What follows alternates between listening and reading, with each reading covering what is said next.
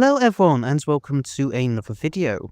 Now for today's video I'm going to be continuing my 60th anniversary series of TV story rankings with a ranking of every 13th Doctor TV story from The Woman Who Fell to Earth to The Power of the Doctor. Now obviously just like with the last couple of ranking of these story rankings, this has come a bit later than the 60th anniversary obviously. I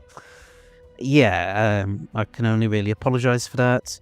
But I thought it would, make sense to finish off this series by counting down to the 20th anniversary of the new series, which I believe is actually supposed to be tomorrow, might be today by the time you're able to watch this or something. It's crazy to think, that it's nearly upon us now. And yeah, I just thought it would make for a nice way to finish off the series and to just mark that special occasion, to just kind of kill two birds with one stone, I suppose. And we are going to do the 13th Doctor stories, as I say, but first off, I need to add some stories for the 12th Doctor that I forgot to include last time. Okay, so yeah, we're going to start off by just quickly touching on the 12th Doctor stories that I forgot to include last time. So thankfully one of you pointed this out in the comments for the last one, and yeah, I felt like a right idiot when I realised, I'd forgotten to include the Empress of Mars and the Eaters of Light. So my opinions on these stories is very up and down, very different to each other. I can't believe I managed to, spoiler alert, but I think the fact that I forgot the Eaters of Light is not too surprising. But I am surprised I forgot the Empress of Mars. I quite enjoy that one. I'm gonna put it in great. I really love it. I think it's pretty good. I like the whole kind of, Victorian British soldiers on Mars and the Ice Warriors and obviously the titular Ice Empress or Queen. And then I just love this whole episode. It feels like a great way for Mark Gatiss to finish off his time writing for the show. Hopefully he comes back one day, because I think, he's still got some really... I'm sure he's still got some really good story ideas left. But yeah, for the time being, this is his last one. And yeah, it's a great one for him to finish on. And I love the little Alpha Centauri cameo at the end and everything. Again, it's a bit like the pilot, with the Movellans. It's a bit of really obscure fan service, that type of moment, but I love it anyway. So yeah, I think it's pretty good, and also it ties in quite well with the Missy turning good little character arc going on, where I think she's the one that helps Nardole to pilot the TARDIS back to Mars after it's suddenly, the Hads are engaged or whatever, and it decides to just dematerialize, go back to Earth. So I think that's pretty much it in terms of the Empress of Mars. Then the Eaters of Light, I'm going to put this in Meh. Honestly, as much as I was just gushing about the Empress of Mars, I don't have many good things to say about the Eaters of Light, unfortunately. I remember the whole kind of, when it got announced that Rana Munro, who wrote Survival, was coming back to the show for Series 10. And, I was really looking forward to it. I think a lot of fans were, actually. And... I don't necessarily think that the idea of it is bad, with trying to explore the mysteries surrounding the lost Roman Ninth Legion and everything, and obviously putting a pretty quintessential Doctor Who twist on that. But yeah, I just feel like the execution or whatever is just not quite right, I suppose. Bit of a shame, really, but never mind. Apologies if you can see the adverts for Jet 2 Holidays at the bottom. Yeah, I'll see if I can cut that out when I come to edit this later on. If not, then oh well. Yeah, to be honest, the best thing I can really think of is the fact that Nardole spends the majority of the episode basically in his pajamas with like a dressing gown on. I think that's brilliant. Yeah, just absolutely brilliant. Yeah, it's fine. I mean, it's not the worst 12th Doctor episode, but like it's just very forgettable. And so yeah, it does not surprise me at all that I forgot to include it in this ranking last time. Yeah, we will move on now to discuss the 13th Doctor herself and her stories, starting with Series 11, of course. Okay, so here is the actual 13th Doctor ranking we're going to be using. So we're going to start off with The Woman Who Fell to Earth. I'm going to put this in meh. I don't really have any strong opinions on it one way or the other. It's a decent enough introduction for the 13th Doctor and her new companions, or a fam, as she infamously calls them. And yeah, Grace's death is really sad. And I think the whole thing where Graham gives that speech at her funeral, I think that's really well done. And yeah, I just think the whole kind of journey that Graham goes on with his grief throughout Series 11 is, I think, pretty well done for the most part. Something that, I've been able to sadly relate to a lot more in recent years, without getting too much into personal issues. But yeah, I don't really think this is like the best introduction for a new Doctor, but at the same time it's not the worst either. It's just very squarely in the middle, very solidly in the middle. And yeah, that's why I put it in meh, basically. Then we come on to the Ghost Monument. I'm gonna have to put this in meh as well. Again, it's just, I don't necessarily have any kind of, strong feelings for it one way or the other. But I just think there's better, like, second outings for new Doctor out there, basically. And yeah, it's just like, even though I rewatched it, not too long ago, maybe about a month ago at most, I can't really remember like loads and loads about it. I can remember like little moments, individual moments, maybe like snapshots almost of it. That bit where with the cigar, and I think Sean Dooley is a very good guest actor in this. But yeah, it's just, meh, it's kind of not terrible, not great either. Solidly, again, in the middle. Sniper bots are kind of cool, I suppose, and yeah, interesting little twist that they,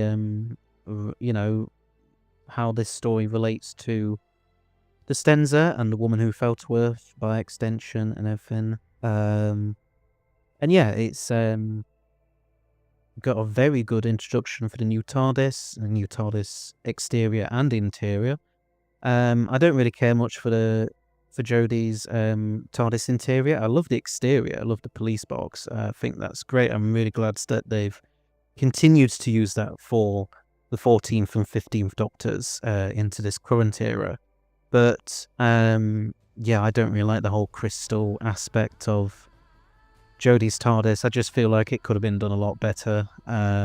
It's just, I don't think I really like TARDIS interiors, at least modern TARDIS interiors, to be too small, and it just feels like it's just too small, I think, especially compared to the one that came right before, Smith's second and Capaldi's, or the Toyota TARDIS interior, whatever it's called. Yeah, that was a brilliant design. You've got the current one, obviously, that the 14th and 15th Doctors use.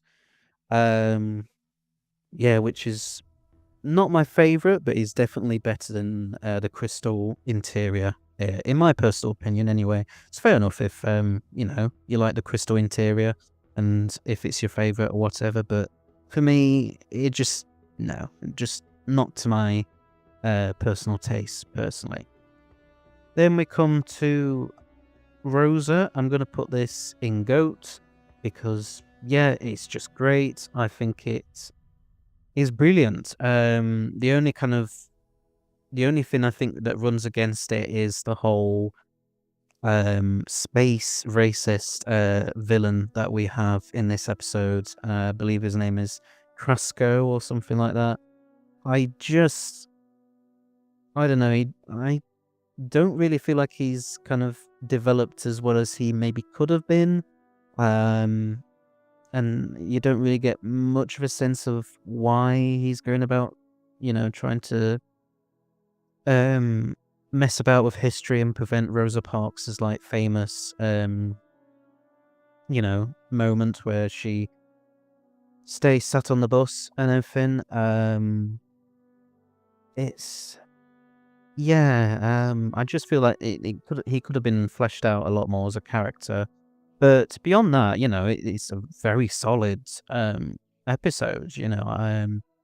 It handles Rosa Parks' story really well, and I think I would have liked it if it just been pure historical. Like there was no Krasko, no time travel, no science fiction kind of elements to it beyond obviously the Doctor and the TARDIS. And if it been more just like a pure historical, like a race against time, and it's kind of like those last few minutes where the Doctor and co kind of end up being part of historical events and stuff. I wish that had been like the main like focus of the episode at least, and yeah, just let the history kind of unfold and speak for itself basically, and let Rosa Parks' story speak for itself, because what she fought for, not just her, obviously, loads of other civil rights leaders in the 50s and 60s. It's very fitting, I think, to devote an entire episode to her. And Vinette Robinson, I think her name is, does a brilliant job as Rosa Parks. Absolutely brilliant. Krasko as a character, probably you could have just got rid of and just had it been a pure historical, and I think that just would have worked so much better, basically. Then we come on to Arachnids in the UK. I'm going to put this in meh as well. I think a lot of Series 11 is going to end up in meh at this rate. It's fine. Just feels very like the whole toxic waste explanation at the end just feels very cartoony, a bit like Scooby-Doo or something. It just doesn't quite work. I mean, I know like Doctor Who's science fiction for a reason, and yeah, its science doesn't always need to make loads of real life sense, but even so, it just, I don't know. It's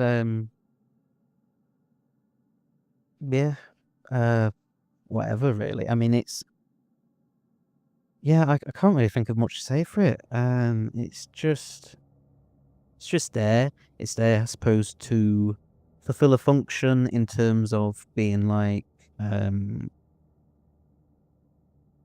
Yaz, Graham's, and Ryan's first trip back home after traveling with the Doctor for a little while in the TARDIS. And, again, a little moments with Graham and his grief over Grace. That's really well done. But yeah, there's just not much else to say really for this. Obviously, yeah, this is the episode that introduces Jack Robinson, the not Donald Trump, basically. Um, yeah, um, he's there. Um, there we go. And then we come on to the Saranga conundrum. Unfortunately, another meh.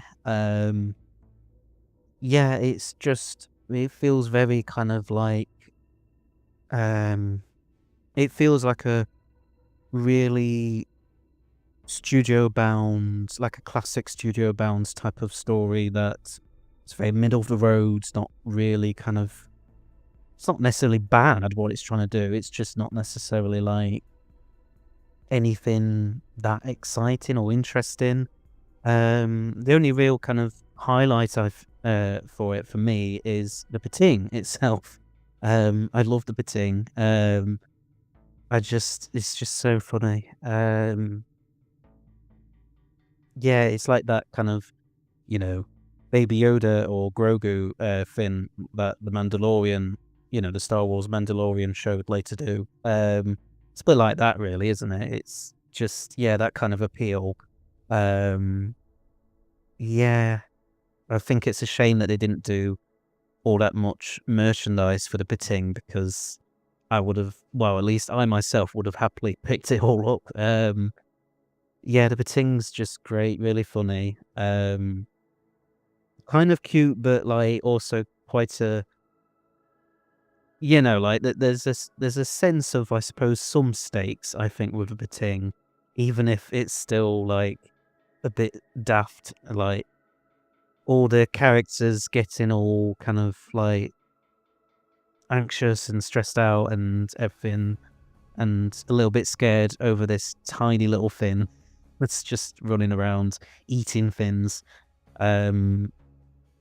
Yeah, it's bonkers, utterly bonkers idea from Chris Chibnall. Yeah, and then the fact that he later has Ryan say the mighty Pating in Revolution of the Daleks. That's just a funny moment. That oh god, it's like Chibnall was deliberately like trolling us with that line, I think. Yeah. Then Demons of the Punjab. I'm gonna put this in. I'm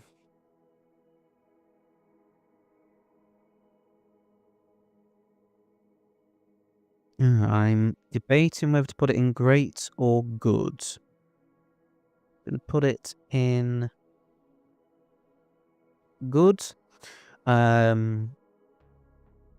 I think it's not as good as Rosa, but it's still a fairly solid historical episode, and it deals with like a bit of history that I didn't even know about before, like the partition of India, and just seeing the whole kind of results of that, and how it tore Indian society apart, and it tore families apart and everything, and yeah, I can't believe it I didn't know about it sooner, I suppose. It's such a tragic kind of, it's quite a tragic, I think, episode in some ways, and I think it's a very good character piece. Obviously there's a bit of development for Yaz with her grandma, and that's I think done pretty well. And I think the aliens, the Fajarans, I think their name is, I don't know, again, like with Rosa, I don't know if you necessarily needed to have them in it. I think it would have been, like, as nice as it kind of is with the whole mission to bear witness to the dead, basically, to the to the people who died without any kind of like any witnesses surrounding them or anything, any family members or friends. You just kind of serve, as a way to kind of preserve the memories of those people. I think that's a really lovely kind of motivation for them. But again, I just think let the historical event speak for itself. Just make it a pure historical, and let it all play out, and just get this sense of how awful it was for the people that had to go through the partition at the time in 1947, and all the stuff that then happened as a result of it later on, and all because some British British people back in London, back in Westminster, were all like, oh well, let's just divide us up between so and so line and everything. Yes, go on then, old chap. And then the real consequences of that, and yeah, it's very well done, I think, but I think it could have been even better as a pure historical, personally. Then we come to Kablam. Now, Kablam, I'm going to put this in great because I do mostly quite like it. And I really love the whole it does kind of have that feeling of something that could have been done during the McCoy era. Something in similar vein in some ways to like the Happiness Patrol, for example. And I think it does a pretty good job of kind of talking about like, you basically, with Kablam, it's Amazon but in space, it's talking about these corporations and everything, and where they can go wrong. There's a kind of slightly political elements to it. I think the ending, is the only real kind of letdown, because I don't know, it's just a bit. I think it's a bit confused in its messaging. It's trying to be a bit centrist, I suppose, and trying to say, and in this instance, yeah, it does kind of make sense for the Doctor to turn around and go, oh well, it's not necessarily the system's fault, it's the people who it's the people who take advantage of it, it's their fault.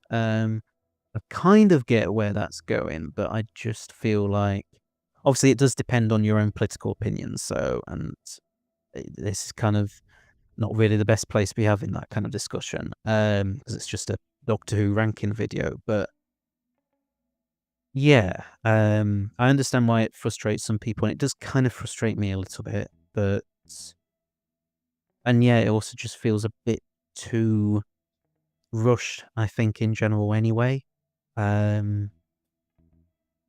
Yeah, but I think it's still a great episode overall. It's just that ending, I think, more than anything, is could have done with a bit more, I think, thinking through, and maybe a rewrite or something, and just trying to, I think, not rush to the end so quickly, I think, as well.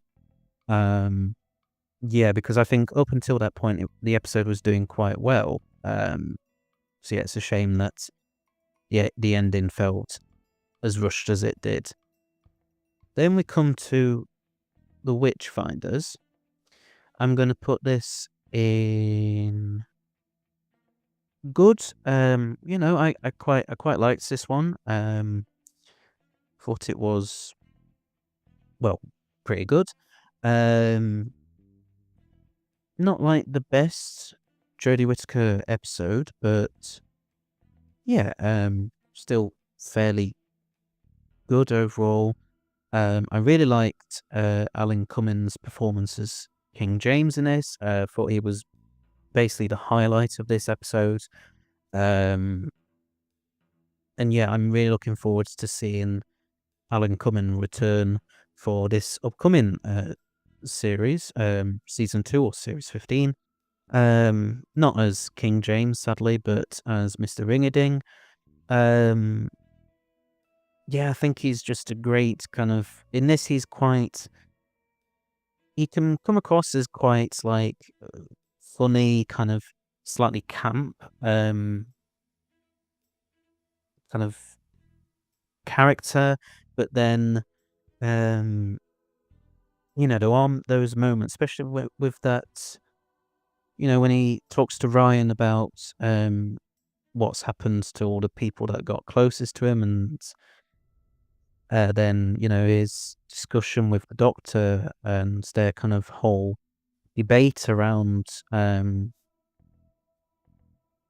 you know, doing the right thing or whatever it is. I can't quite remember, but yeah, that stands. Those moments do stand out pretty well, and I think Alan Cumming does a very good job with all of that kind of stuff. So yeah, he shows how good of an actor he can be, not just with the funny kind of comedic stuff that he's doing, but also the more serious aspects. I think he does really, really well.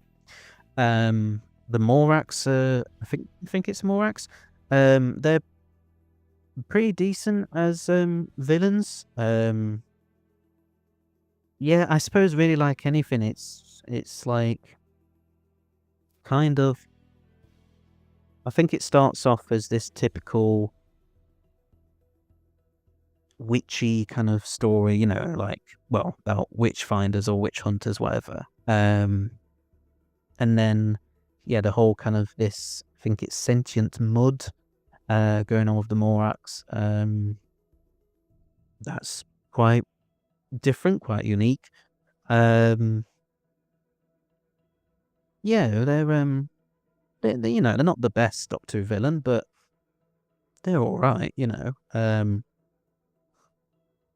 I would have loved to have seen more of Alan Cumming as King James. I think it's a shame that we didn't get to see him return as that character, but at least he's returning in some capacity this year.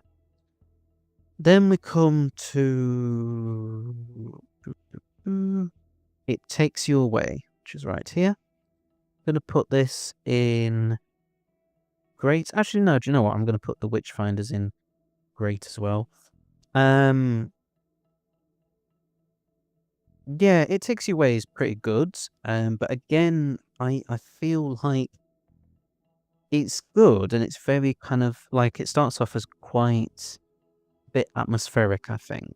And then, we get to see like that kind of the Solid Tracks like universe, that kind of mirror universe almost, and the bits in between with that, with the killer moths and that guy Ribbons. That's all pretty well done. But then, yeah, when we get to the end, when the Solid Tracks turns out to be a frog on a chair, it just feels like really left field, like really just very strange, just comes out of nowhere. And yeah, you can't really take it that seriously, but then I don't think well, I suppose you are, because there's that whole kind of moment between the Doctor and the Solid Tracks, but then, yeah, I don't know, it's just weird. It's just not necessarily a bad, I don't mean it in, it's not necessarily a bad kind of thing to do. It's just, it feels very different to the rest of the episode, I think, in terms of tone. But yeah, it's still pretty good overall. Obviously, this is the moment when, Ryan gets, finally basically accepts Graham as his granddad, and Graham gets some kind of, I think, sort of closure in terms of his grief over Graham, over, not over himself, over Grace, sorry. Yeah, it's doing pretty well until that frog on a chair business, basically. Which, as I say, is not bad. It's just very strange, very just out of nowhere, just very random. And then we come to the Battle of Ranskor av Kolos. Awful. Yeah, just wow. I I can't, I mean, Chibnall himself has admitted that, this was literally just the first draft, and, it was all they had to work with because, production been a bit delayed, I think, on some of the other episodes, and so they came to this one, and it was just kind of like, I need to do this quickly. Yeah, it kind of feels like that. It does feel very much like a first draft. It's a very underwhelming way to finish off the series. Like, I know it wasn't necessarily trying to be like a proper series finale, but there is that kind of element of it in terms of having Zim Shah come back, or Tim Shaw, whatever. Yeah, but it's just, I don't know, it's just nothing, really. It's not really anything. Like, there's supposed to be these great big stakes with the Ups and their abilities, and how Zim Shah has kind of used them to, is trying to use them to destroy all these planets and everything, or at least miniaturize them. But I don't know, it just feels like it just gets resolved too easily, too quickly. Yeah, I think it's just best left forgotten, quite frankly, as an episode. Then we come to Resolution 2019 New Year's Day special, and yeah, I've had to put this in GOAT. Always loved this special. I know some people don't like some aspects of it, like the whole thing with Ryan and his dad, their whole conversation in that cafe does feel a bit kind of dragged out and a bit too long. It kind of does feel like the rest of the story like needs to take a back seat for like a few minutes just to kind of let that all play out. But I think it's still a very solid episode overall, and it's just a lot of fun, I think, overall. And it was definitely, like, I really struggled, I think, with a lot of Series 11 when it first aired, and I wasn't very keen on it. And I think Resolution helped to kind of just put my doubts and fears to rest, I think, and to just kind of say, no, we can still have a really good, like, solid outing for Doctor Who. And yeah, I love the fact that the Daleks came back, although I think everyone before this episode even aired knew they were going to come back at the time. Yeah, I just think the whole Recon Scout is a brilliant design, brilliant way of kind of, again, like with Dalek, kind of showing how one Dalek, how destructive just one Dalek can be, never mind like a whole army of them, and just, I think, helping to not necessarily reinvent the Daleks in this case, but just to, I think, try and make them more of a credible threat again. Because, throughout so much of the Moffat era, I think, really they didn't always feel like that. And so, yeah, kind of Resolution coming in to basically, make them credible threat again, I think really works well. And just the sheer destruction and the sheer kind of relentlessness of this Dalek, this Recon Scout, yeah, just really well done, I think. And yeah, I think that's pretty much it. So that's it really for Series 11. So now we're going to, we'll talk about Series 12. Okay, so now on to Series 12. So I'm going to start off with Spyfall, which is just right here. I'm going to put this in good. So yeah, obviously this is judging both parts of Spyfall like together. So I think the first episode is really strong, definitely the strongest of the two, and yeah, I think it yes, it's very obviously riffing on the whole James Bond or spy thriller genre, but yeah, I still kind of love it anyway. And I think it just does a good job of it all, really. And then obviously we get definitely the highlights of this two-parter is Sacha Dhawan as the Master. He's just brilliant, really. I know people really love like Missy and all the other Masters and everything, but I think Dhawan just does such a great job of just like when he's playing, when it's the Master pretending to be O. Obviously, you do kind of get these little hints that there's more to him than meets the eye, but he seems to mostly be pretty chill, pretty calm kind of person. And then when, the big reveal happens at the end of Spyfall Part 1, and he's revealed to actually be the Master, then he becomes a lot more kind of like, just, I don't know how to describe it. It's just like, he really revels in chaos, I think. And, he's dancing about with glee and everything, and just utterly mental, I think, and just utterly mad, and yet not just like riffing on like characters like the Joker, for example, or anything like that. Just doing it in a way that is still unique and interesting enough, basically. And that kind of duality of the Master can pretend to be all sweet and calm and, just like a normal average person. And the next minute, this whole insane like madness and rage comes boiling out of him. And yeah, I just think Dhawan does such a great job of showing the duality of that. And it just shows how, in my personal opinion, I think he's one of the best Masters that, we've ever had, basically.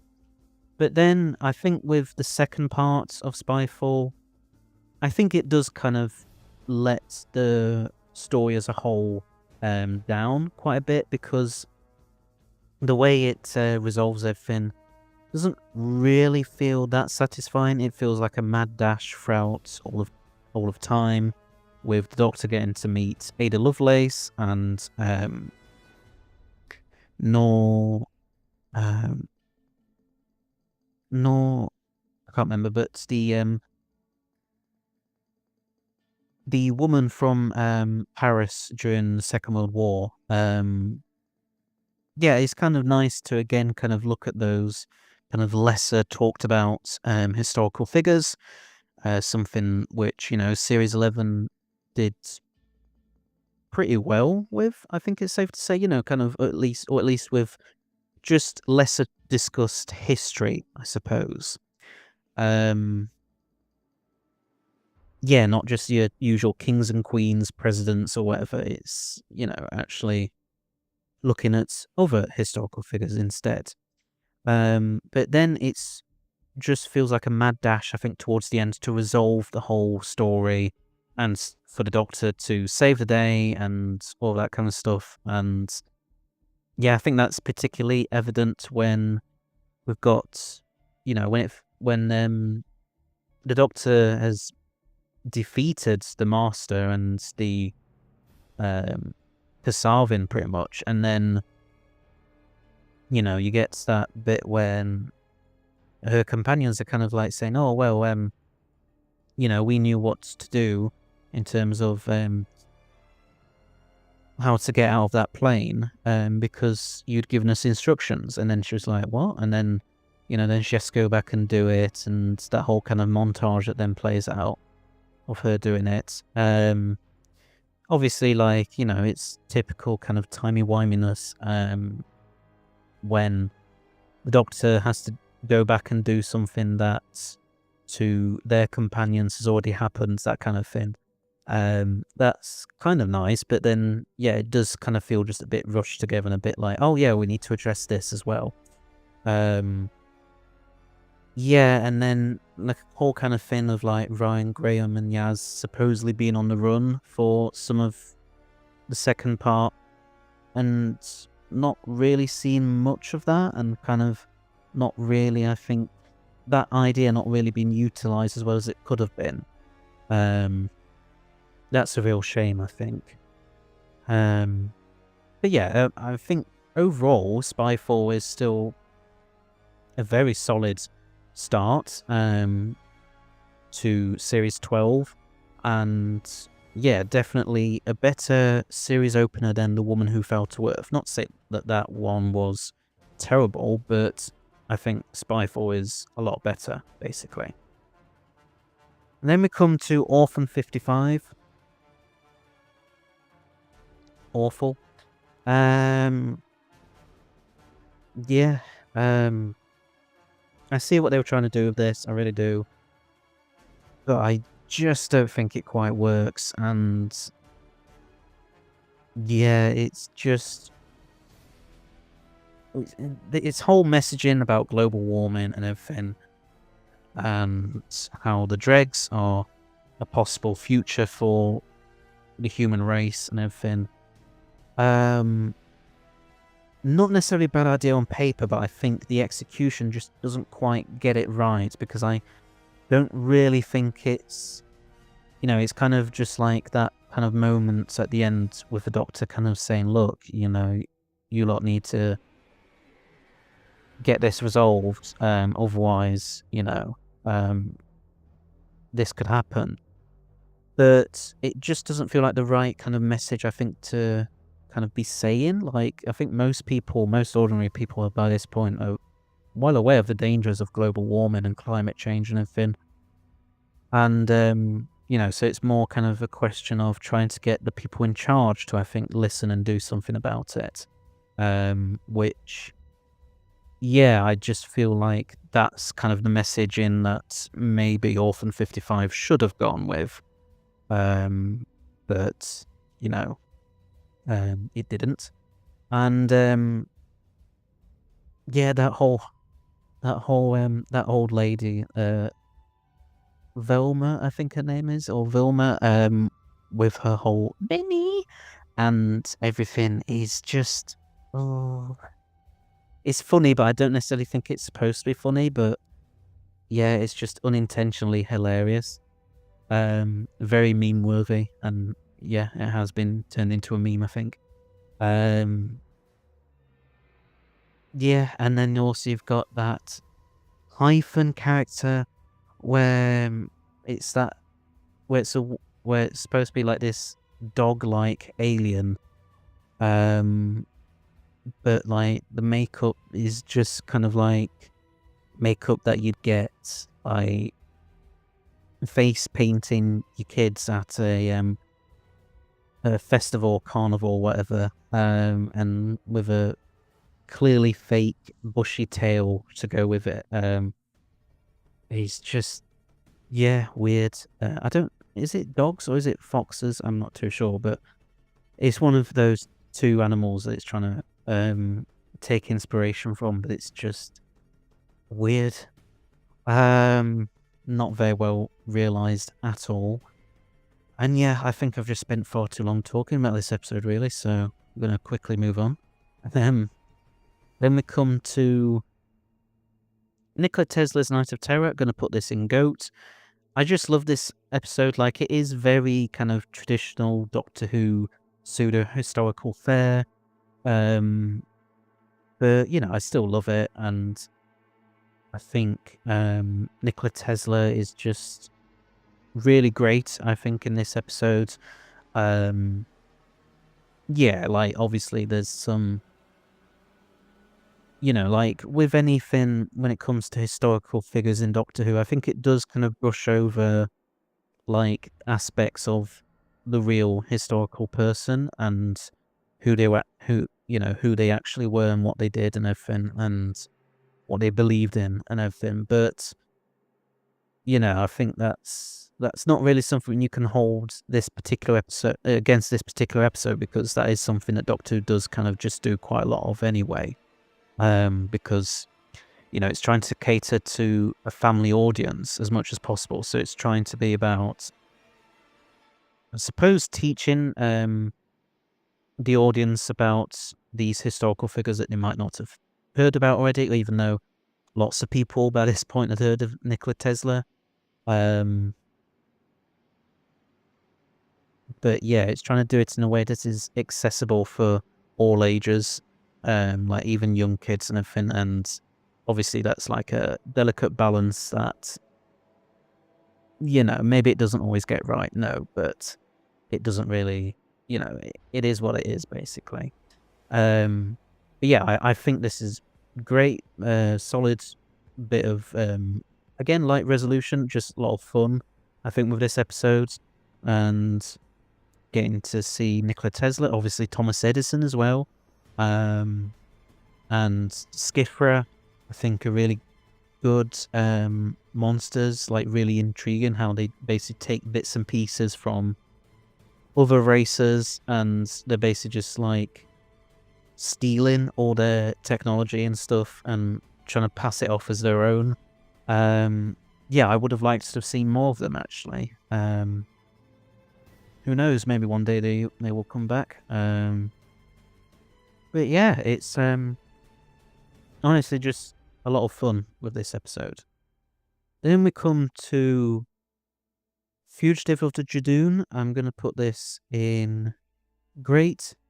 I don't like it as much as I did with Tesla's Night of Terror, but I still quite like it. And obviously there's the whole, introduction of the Fugitive Doctor, Joe Martin. And at the time, obviously we were all really confused what was going on.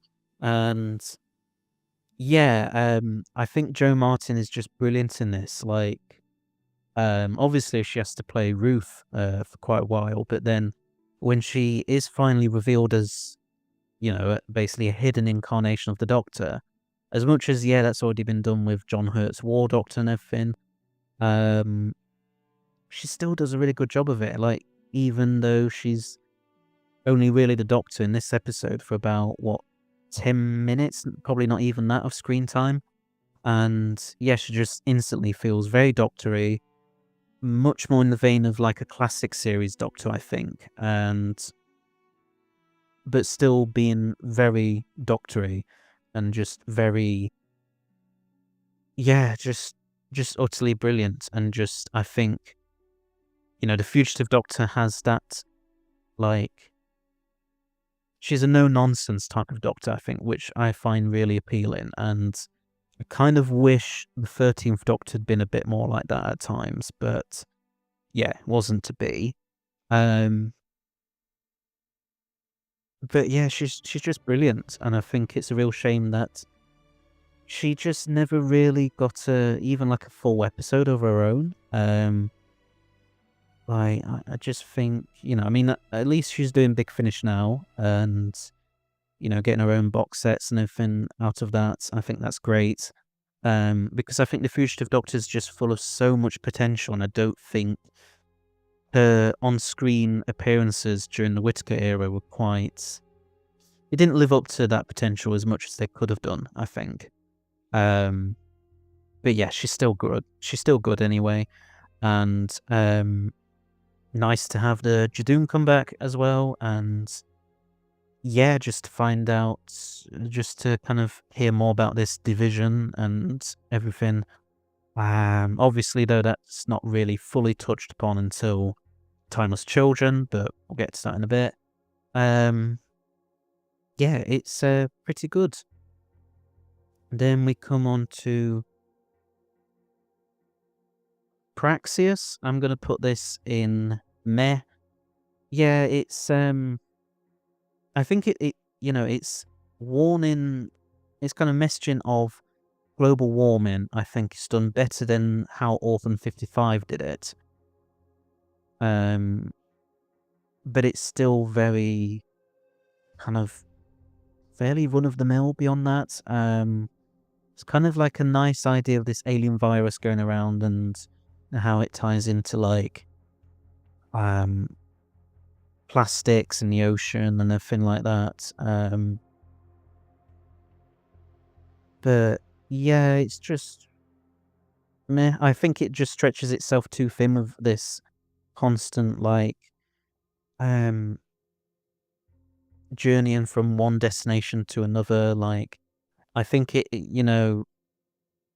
McTighe tries to make it too kind of global in terms of scale, when I don't necessarily think, the episode really needs that. I think it would have been fine to just chosen like one or two locations and just be like, right, this is where we're going to set it. This is where the majority of it is going to be set, that kind of thing. It tries to have, too much cake and eat it, and I don't think it quite succeeds in that. But yeah, it is what it is. Then we come to Can You Hear Me? I'm going to put this in good. Again, like with Praxeus, it's kind of, I think there are quite a few multiple locations in this. I don't know what it was with Shibnal Era and doing this quite a lot of the time, when, you would have these episodes that try to be really grand and global in scale, and doesn't quite work, I think, most of the time.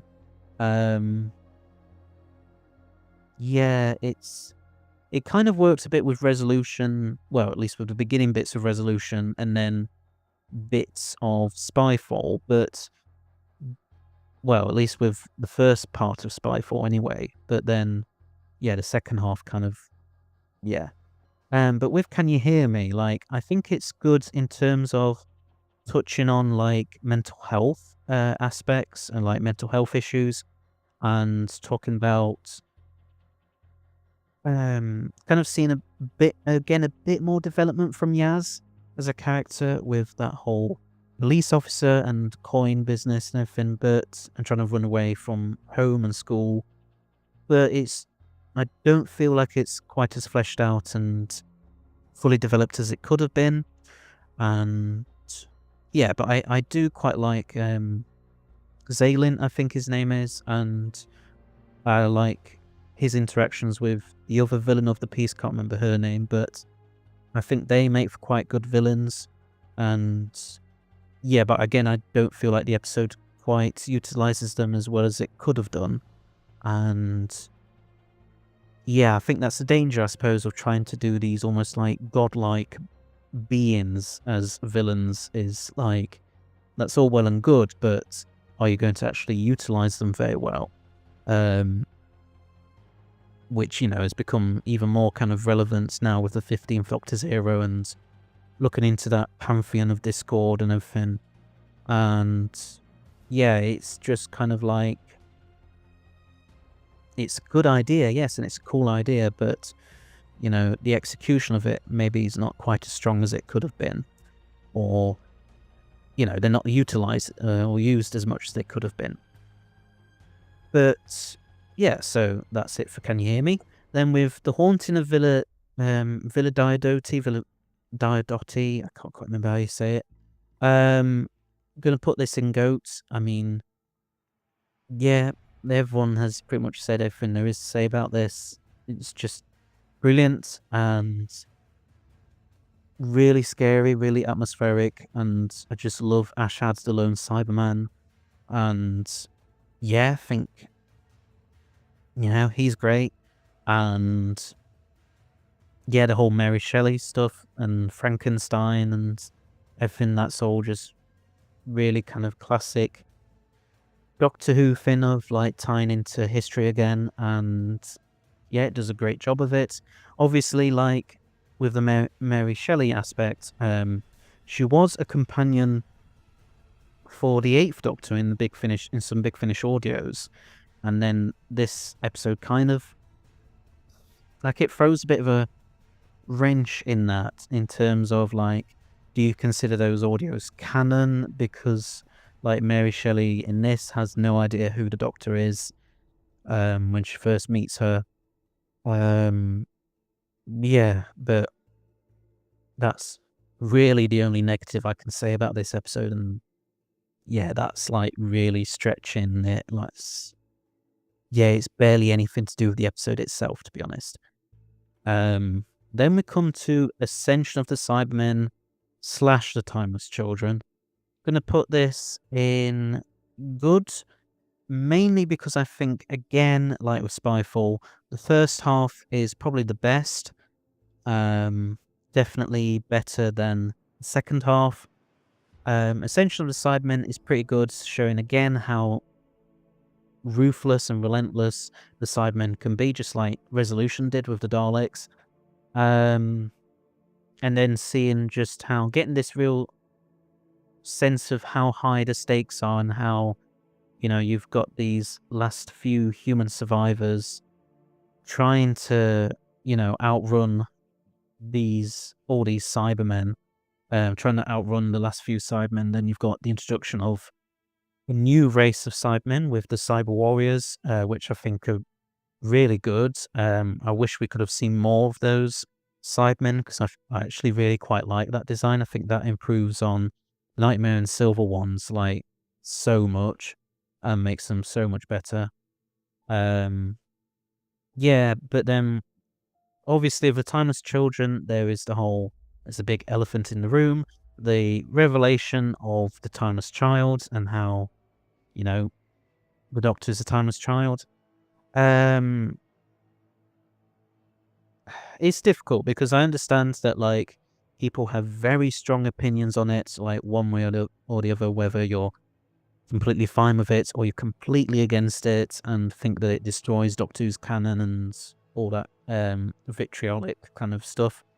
I sit somewhere in the middle, I must say. I kind of, I don't mind the idea of Doctor Who trying to, kind of explore its lore a lot more and trying to further the mystery, I suppose, of who the Doctor is, trying to explain, trying to sort of explain who they are, but kind of not at the same time. But yeah, it's that delicate balance of trying to add that mystery back in, whilst also not giving too much away, because then that would ruin the whole point of doing something like that. So obviously at the beginning of the show, we didn't know much about the Doctor at all, and then gradually over the years we've found out, they're Time Lord from Gallifrey and all this kind of stuff. And then I think Chibnall tries to add that mystery back in by saying, actually, no, they're the Timeless Child, and they're this big, important part of Gallifrey's history that's been suppressed and hidden, and, she had all of her memories wiped and everything. I don't necessarily think it's a bad idea, it's just you have to be really careful, I think, with that, and trying to, I suppose, respects the canon, respects the lore, respect what came before. But yeah, I understand that some people don't like the whole idea of there being Doctors before William Hartnell's first Doctor. I have kind of gotten used to it, but I do understand why that is not for some people. And, I think what helped for me with it was how good Joe Martin was as the fugitive Doctor. I think that's what kind of helped me to, I think, gradually get used to it, because I just loved her Doctor so much that I was like, yeah, okay, if she's meant to be pre-Hartnell, which personally I think most evidence, supports that idea, but it's fair enough if you disagree. Yeah, that kind of got me kind of used to that idea. But yeah, the Timeless Child is a funny thing because, I see what Chibnall was trying to do, and I don't necessarily think it was a bad idea, but I think it's just very tricky to do anything like that because, as I say, you can't really give too much away because then that ruins the whole point of doing something like that. Like, you're back to, how things were beforehand when we knew pretty much everything about the Doctor. So it is really tricky, I think, and it's something which, obviously in the McCoy era, they tried to do with the Cartmore Master Plan, but that never really amounted to much because of the show being cancelled, unfortunately. And I feel like what we got with the Timeless Child and the Chibnall era is probably what would have kind of happened if the Cartmore Master Plan had been allowed to carry on, and if the show had been allowed to carry on into the 1990s. Yeah, it's really tricky, I think, to get that delicate balance right, and I think you have to be a really, really good writer at it, and you have to think about it really hard. Not to say that, like, Chris Chibnall is not a really good writer and didn't think about it really hard. Like, I'm sure he did, and he is pretty good at writing. It's just, yeah, it's really tricky situation, I think, that a writer can find themselves in quite easily. And I think with The Timeless Child, I think that is literally exhibit A, like classic evidence for it. But yeah, like it's a difficult one, really, I suppose. Yeah, I've said so much about that now, so we'll just move on to Revolution of the Daleks. I'll put this in great. I think it's pretty good. Not as good as Resolution, I have to say. But it is, like, it's not a too bad of a sequel to it.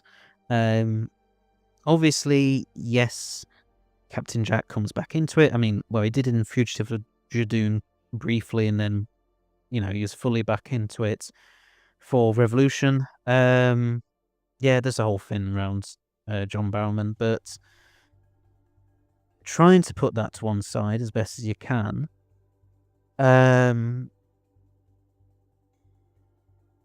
I think it's good to have Jack back in it. Yeah, I think it's nice to see him reunite with the Doctor after so long. Yeah, and then obviously the Doctor is in prison at the start of this episode. I feel like that's just too easily, like, she gets out of that situation too easily, too quickly, and I just would have preferred it if that had been, like, not the whole, if she had stayed there for the whole of the episode, but at least for, say, like, a good 50 to 80% of it. And, it really is up to, like, Jack, Ryan, Graham, and Yaz to try and, or at least it's up to Ryan, Graham, and Yaz to try and defeat the defense drone Daleks and Jack Robertson and everything. Yeah, that would have been really, really interesting kind of thing to explore, I think, with those characters. And yeah, I think there's a lot to be said about how, like, obviously, whilst the Doctor's been in prison, like, months and months have passed for her companions. Ryan and Graham are kind of, Ryan especially is more or less ready to move on at this point, and Graham, I think, is kind of getting there as well. And then Yaz is just too fixated on the idea that the Doctor's gone and wants to try and get her back and everything, and obviously that ties into the whole Phasmin thing later on. Yeah, it's it would have been really interesting to see more of that, I think, and that kind of whole stuff, how they're dealing and coping without the Doctor, I think would have been good to have seen more of, basically. But alas, that's not what we got. Yeah, it's fine. It's pretty good, I think, as an episode. Not as good as Resolution, but still a solid enough kind of episode, mostly. There's obviously just a bit of controversy surrounding some of its cast members. But, I understand that it might make some people quite, not too keen on revisiting this one. which is completely understandable. Yeah, it's a shame, really. So yeah, that's it for Series 12. Now we're going to be on to Series 13, or Doctor Who Flux. So yeah, right. So we're now on to Jodie Whittaker's final series, Doctor Who Flux, or Series 13. So, gonna start off with Halloween Apocalypse. Gonna put this in meh. Like, it is pure just setup, basically, for the rest of the series. You know, it's purely just to set up all the pieces of Flux, basically, and just talk about, and just, like, introduce Dan, introduce Carvanista, introduce the whole idea behind the Flux, and Swarm and Azure, or the Ravagers, and just introduce everything. I think it does a fine job of that, don't get me wrong. It's just, yeah, it is purely there for setup, and that's kind of it, really. But it does it fine enough, and obviously there's Joseph Williamson as well, and that cliffhanger at the end is really brilliant, where where it looks like, you know, the Flux is about to enter the TARDIS, and it really does look like, you know, this is it for the Doctor. Obviously, like, well, I mean, we knew it wasn't, because obviously it was just the series opener, but you know what I mean. Like, the stakes feel pretty high, I think, and I think that moment is just brilliant. Like, you know, you can say what you want about Series 13, but you had some brilliant cliffhangers in between most of the episodes, like, really good stuff. And the Halloween, you know, the bit at the end of the Halloween Apocalypse, that is by no means any exception. Then we come to War of the Sontarans. I'm going to put this in GOAT. Yep, just love it. Great to finally see the Sontarans back at their usual kind of ruthless, like, military strategic kind of selves, after, you know, the Moffat era kind of took the mickey out of them a bit with Strax and everything. Like, you know, I used to really not like that, but I've kind of grown to love Strax really now. But yeah, it's still great to have Sontarans back to their normal, less comedic selves. Although I say that, and then there's that line about the lead Sontaran just wanting to go back to the Crimean War time zone, literally just so he could ride a horse. That's a funny bit of yeah, it's just really funny. Yeah, it's just great. I mean, it's I think it's an interesting one, because with this and Village of the Angels, which, you know, we'll get to in a minute, it's, well, it's really weird, because, like, the best episodes of the whole series, War of the Sontarans and Village of the Angels, probably the ones that have the least to do with the main Flux arc, basically, the main storyline running throughout that series. Yeah, but it just, I just love it. Like, again, it's kind of, I think it is trying to be that typical, again, pseudo-historical story with Mary Seacole and the Crimean War. And then obviously you've got a bit of a Doctor Who twist when the Sontarans have gone back, changed history, so now it's them versus the British rather than the Russians against the British. And yeah, it's but it's still, you know, yes, it's traditional Doctor Who fare, it's traditional Chibnall era fare at this point as well, but it does a good job of it, so, you know, hats off to it, basically.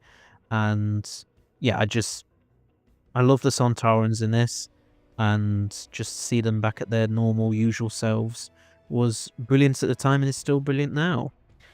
So then we come on to Once Upon Time. Put this in there. yeah, this is a weird one because it's kind of just all over the place. Again, another Chibnall era episode that's all over the place, basically. It's going through all these different kind of settings and everything. And I think the strongest, really, which I just don't think we get to see enough of, is the stuff with the Temple of Atropos, and seeing the fugitive Doctor's past with that, and how she keeps flickering between her and the 13th Doctor, because the 13th Doctor's temporarily trapped in that moment. Yeah, to be honest, I wish that Atropos stuff had been saved for like its own episode, and that had been solely like the fugitive Doctor's own episode, basically. Like there was no appearances of 13 at all in it, and yeah, that would have at least gone some way to give Jo Martin her own chance to shine on screen, I think. Which, as we talked about with Fugitive of Jadoon, I just don't think she really ever truly got, which is a real shame because, she really is a great actor and shows how great she can be in the part. And yeah, it's a real shame. We got to find out a bit more about Vinder's backstory, I think. I think it's with this one. And obviously we've got that bit with Yaz and the Weeping Angel, which ties in nicely with the next episode. Yeah,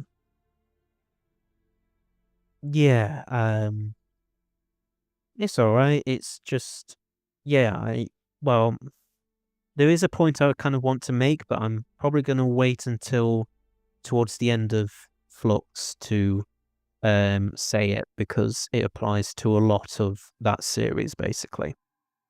Then we come on to Village of the Angels, also in goats, just like War of the Sontarans, for, similar reasons. It's just brilliantly, it's very atmospheric, it's very scary. It does the Weeping Angels justice again, just like the War of the Sontarans did with the Sontarans, where, they kind of had this history of, I think, well, obviously they'd been largely absent for most of Capaldi's era, apart from a few cameos and everything. And then their last proper story was The Angels Take Manhattan back in the Matt Smith era. And I think, it's fair to say that maybe the Angels had become a bit too, through those cameos and stuff, had become a bit too, we'd seen a bit too much of them, I think, at times. And so for them to have this break and then come back with a very good episode like Village of the Angels, I think, yeah, it just kind of doesn't reinvent them, but it kind of just, yeah, I think it gives them, it makes us, I think, remember what made them so great to begin with Blink, with their initial first few appearances. And yeah, I think that's just, it's great that, Village was able to do that.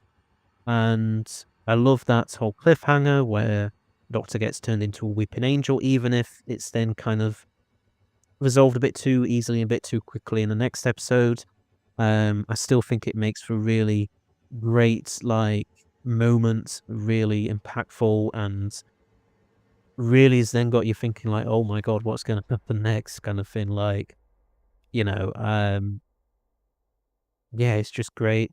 Professor Jericho is brilliant as a guest character, and yeah, I just love Village of the Angels, basically. And yeah, along with War of the Sontarans, definitely the two best episodes of Series 13 or up to Flux, without a doubt. Then we come to Survivors of the Flux. Gonna put this in there as well. I mean, I think I may as well say it at this point. I think the problem with Flux as a whole, they did their best with it, and I think the fact that we got a series at all during, the COVID pandemic is really commendable to all the cast and crew involved. But I think because of the fact that they had to do less episodes, but Chibnall probably still had the same amount of like ideas for this series. He tries to kind of get them all in there anyway, but I don't necessarily think it really works that well for the most part. Like the fact that, as I said earlier, two strongest episodes of the series are the ones that have very little to do with the Flux story arc. I think that speaks volumes of just how, I think, overstuffed a lot of the rest of the episodes are. The Halloween Apocalypse is very overstuffed. As I said earlier, it's pure setup. Once Upon a Time definitely is very overstuffed, as is Survivors of the Flux as well. Yeah, again, you could have just had this. I mean, in an ideal world where we could still have this series, but where the COVID pandemic wasn't too much of an issue production-wise, I would have liked it if the stuff going on with Yaz, Dan, and Jericho was its own episodes, and then the stuff going on with the Doctor and Tech Tae-yoon at the division headquarters, and oh yeah, and the stuff with the Grand Serpent infiltrating UNIT throughout its history and everything. I feel like that's at least 2, maybe 3 episodes that just, they could have all been their own episodes basically, and having to blend them all together into one episode is, I think, really quite, I don't think it's, like they're not necessarily bad ideas, but they needed their own time to truly shine and develop, and putting them all together, like, obviously it's understandable why Chibnall had to do it, and it was circumstances that were out of his control basically, but it does, I think, kind of make the episode suffer a bit because all of its ideas it's trying to convey weren't given that breathing room basically to fully develop. And it's a shame, but you can't really blame anyone for it. It's just one of those things, unfortunately. Sometimes things just don't work, and or at least don't work out the way that they could have done. I think that's a pretty nice way of kind of summing up Vanquishers as well, which I'm also going to put in there. Like, yeah, again, too many ideas, too much going on, very overstuffed. And yeah, I think it's a real shame that they weren't able to do more episodes for Flux. If they had been, then maybe it would have been a bit stronger as a series, or at least, as I say, there would have been more breathing room for all its ideas that it wanted to convey and Chris Chibnall wanted to include and everything. But you can't blame anyone involved. You can't blame Chris Chibnall. You can't blame any of the cast and crew. They did what they did the best that they could in the circumstances surrounding the pandemic at the time, and kudos to them for giving us a series at all, basically, in those circumstances. And yeah, it's a very underwhelming finale, I think, The Vanquishers. Not as underwhelming as Ranskow of Kolos, at least, but still, it doesn't really kind of feel like a satisfying conclusion to Flux. Like, it's just, again, it's just too much stuff going on, I think, really, and too much stuff to try and get sorted, try and get resolved, and as a result, nothing, well, not that much really does feel like it's truly been resolved that well, which is a real shame because, I think that it had the potential to be a really, really good series, and a really kind of interesting way to kind of, again, with that serialized structure and telling this great big story over so many episodes, I think on paper sounds brilliant, but, and then as Chris Chibnall said, like, they wanted to try and do the biggest thing that they had ever done, basically, and I think that's a great idea on paper, but I think circumstances outside of their control prevented that from materializing as well as it could have, basically. Um, yeah. There's some silly moments like the Sontaran eating loads of chocolate. And there's that whole kind of the Doctor being split into three. And yeah, it's just confusing. I think a bit confusing in places and a bit just like, oh, so what does that really achieve? Not really all that much, sadly. But yeah, it is what it is. And yeah, give credit where credit is due. At least they got out a series at all in those extremely difficult and very unenviable circumstances, basically. So now on to last few 13th Doctor episodes, like series 13 specials. Gonna start with Eve of the Daleks. I'm gonna put this in great. Yeah, I think it's pretty solid, yeah, it's a fun kind of run around. Yes, it's Groundhog Day, but Doctor Who and with Daleks, but that's fine, Sometimes, with the more festive kind of specials, you don't really need to be doing anything too groundbreaking or too thought-provoking, Yeah,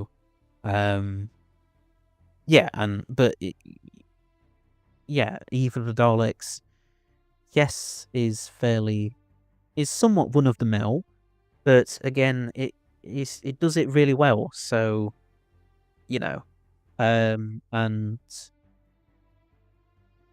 yeah, it's just pretty good, I think. And again, it's working within those circumstances. The fact that they couldn't get loads of cast members involved with this episode when they filmed it, so they had to kind of make it just those couple of characters. And I think it works really well because sometimes, the best Doctor Who stories can be the ones with a very limited amount of guest characters, very limited, basically like studio bound kind of setting. Very well, I don't necessarily think Eve of the Daleks is claustrophobic, but that kind of sense of a very small kind of setting and somewhere that in a story that doesn't have very high stakes, I think, is basically what I'm trying to say.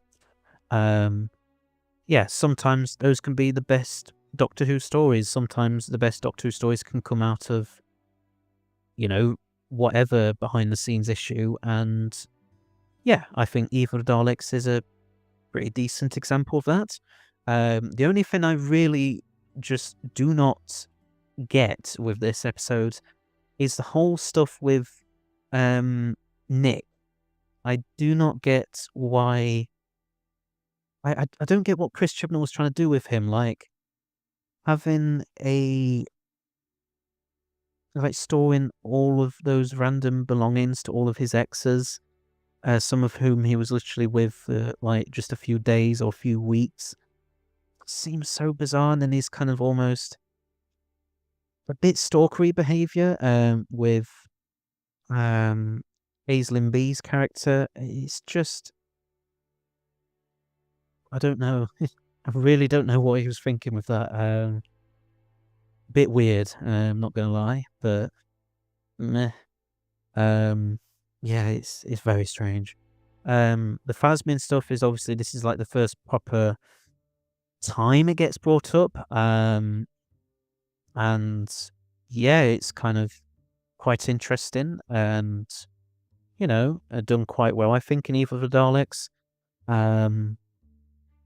But yeah, it's obviously, we come to the next episode in terms of how that all kind of gets resolved. So yeah. Speaking of the next episode, Legend of the Sea Devils. Awful. Absolutely awful. really bad, unfortunately. I do not know what exactly happened with this episode because, you know, when we found out that the Sea Devils were returning to the show, I remember being really excited. Like a lot of us, I think, were really excited for it. Because, they'd been out of it for so long, like nearly 40 years by that point. Um, and yeah, it just sounded like a really cool, like, idea for an episode anyway, like with Madame Ching and that whole kind of like piratey kind of stuff going on. Sounded pretty interesting. Not necessarily like anything the Doctor Who hasn't covered multiple times before, but still entertaining at least. Potentially entertaining. But it's just, for whatever reason, I just don't think it worked. There's really bizarre stuff going on with this. Like, I think it should have been longer. Like, for a special episode, I think it's one of the shortest, might even be the shortest, because it's more like just a regular episode in terms of length. And it feels like quite a good bit of it has been chucked out, basically, and is missing. And yeah, it's really strange. The only real positive I can say is I kind of like how the Phasmin stuff is kind of a little bit concluded within this, with that whole conversation between the Doctor and Yaz on the beach and everything. But yeah, even then, it's kind of like, does it truly resolve it? Like, I don't know, it still leaves me kind of thinking, well, surely that could have been done a bit more. It's not. It doesn't really feel like a satisfying ending for it. Even though I know it was only really truly introduced in the very last episode, but it's still something that I think had a lot of potential, but it just doesn't live up to it, and I think that's a real shame because there's just so much potential right there. That just doesn't. It's just a great way of summing the whole episode up. Really, it's just there was potential there, but for whatever reason, maybe it was just cursed or something. I don't know.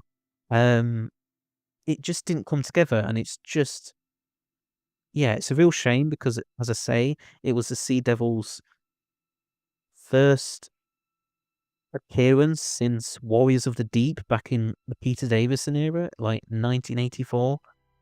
Like, nearly 40 years beforehand, and they come back, and their return isn't much better, really. Yeah, it's a shame. Hopefully, I'm pretty sure that it's been said that they will be in The War Between the Land and the Sea, that upcoming spin-off. I hope that they're kind of utilised better in that than they were in this Legend of the Sea Devils. But yeah, so we then come to Jodie's last story, The Power of the Doctor. Gonna put this in good. So I do really like this episode, because it's brilliant at basically kind of doing what the 50th anniversary special Day of the Doctor should have done, and harkening back to the classic series and paying homage to it and everything, kind of tying up some loose ends, I think it's safe to say, from it, in terms of with Tegan and Ace, and especially with Ace, because the fact that we never got to see her on screen, Fate. We've kind of had various comics and books and audios and everything kind of give various different kind of fates for her, but we never actually saw what truly happened to her on screen. Because, as I say, like, sadly, the classic series was cancelled in 1989 before they could do any of that stuff. So it's great to finally get that kind of closure, I think, with her and the Seventh Doctor in this. and again for Tegan and the Fifth Doctor to kind of like make up a bit. After she kind of left him very abruptly, but very understandably, distraught over like all the deaths that she witnessed in during the events of Resurrection of the Daleks.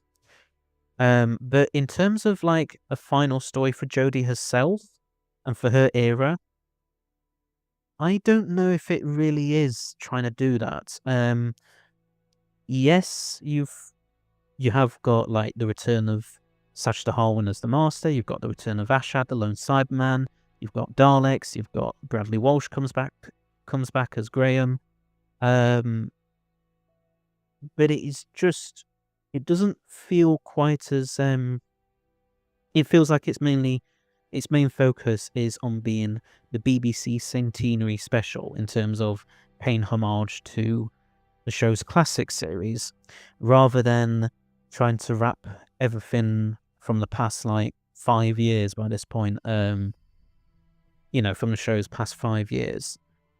Which is a shame because, like, the whole point, well, at least in my opinion, the whole point of a final story for any Doctor is that it's supposed to kind of, it doesn't necessarily need to, like, have, like, all these returning elements from the past few series or whatever from the, all come back. It just needs to kind of feel like a satisfying conclusion to that whole era. I think most of them do a pretty good job with that, but I don't think Power of the Doctor necessarily does. But then I still really enjoy it for the classic series stuff and for the performances from all the cast. I love the moment when the Master's dancing to Rasputin by Boney M. I just think that's brilliant, pretty funny. And yeah, I love seeing, the old Doctors come back with David Bradley, Peter Davison, Colin Baker, Sylvester McCoy, and Paul McGann. It's a shame they weren't able to get Tom Baker as well. But yeah, seeing those classic series Doctors come back is brilliant. And yeah, that whole thing with Guardians of the Edge, I think that's a fascinating idea that, I kind of would love to see like another episode kind of explore maybe a little bit more. Again, it's like with anything with the Doctor, you have to be careful you don't kind of give too much away, basically, because then you ruin the whole point of, trying to add more mystery to the character or trying to do something new and different with them. But yeah, it's just, that was really quite an interesting idea. I don't necessarily mind the Master's plot in this in terms of basically becoming the Doctor, and how he's basically like jealous of everything and everyone the Doctor has, and how he doesn't really kind of have any of that himself, and so he wants to have it all and then tarnish the Doctor's reputation and legacy, whilst doing it. I think that that's quite a good motivation for him, but I don't know if I don't feel like it kind of does enough with that, and I don't feel like we spend enough time with him pretending to be the Doctor, in order to kind of explore that, which is a shame. Kind of seems a bit like a wasted opportunity in some ways, but it is what it is, and I am, yes, it probably isn't like the proper ending that the 13th Doctor deserved. I still really like Power of the Doctor. It's just, the fact that it's not a proper last hurrah for her is what has made me put it in good, as opposed to like any higher, in great or goat or anything like that. So that is it for the 13th Doctor, for my 13th Doctor TV story ranking. I hope you all liked it. Thanks very much for watching. And please do comment below, like, whether you agree with my ranking or if you would rank these episodes like any differently. And, whether you agreed with what I had to say about all of them or not. please, do comment all of that below in the comment section, and I shall see you all in another video. So, until next time, bye-bye.